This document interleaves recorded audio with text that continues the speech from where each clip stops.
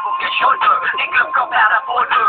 Hindi naman border pero awards na cover. Aking goal forever na sa pagkabilang daliri. Mga tugtog na talayong magalang mananatili. Alam ko mali pero buhay ko dito naging makulay. Wala ang alay para sa aming mga kaaway ang mawalik sa minamahal ako'y nakakagana. Masyento ang kalaban ang edad ito na. Pero teka muna ito ba'y katotohanan? Mabigat na katanungan na lubang pinagdalawan. Na dahil ba sa kakabuhay mo'y sa sakripisyo. Kahit alam mo ahasong ang kulungan ng video. Ang peligro at bata sa buhay namin ay ligap. Bawat luwang papasak wala ang katupa.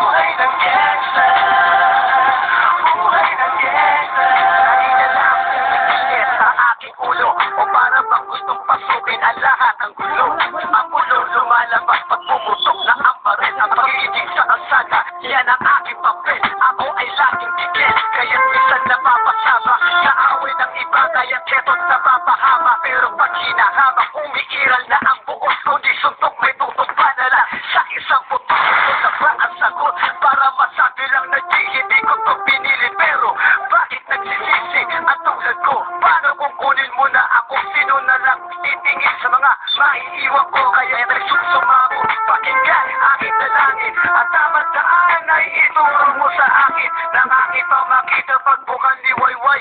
Darating din ang oras kamay ko nang kumakaway. Para sumamo sa mundo na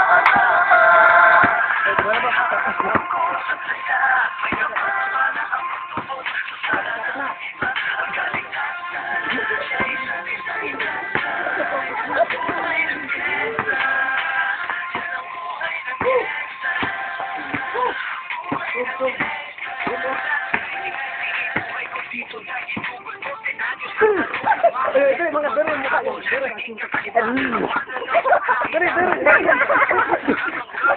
Dere. Ulit. ang mga tawag lumipas. Tumatang walang tinapos. Tila nagsayang ng oras. May mga tropang lang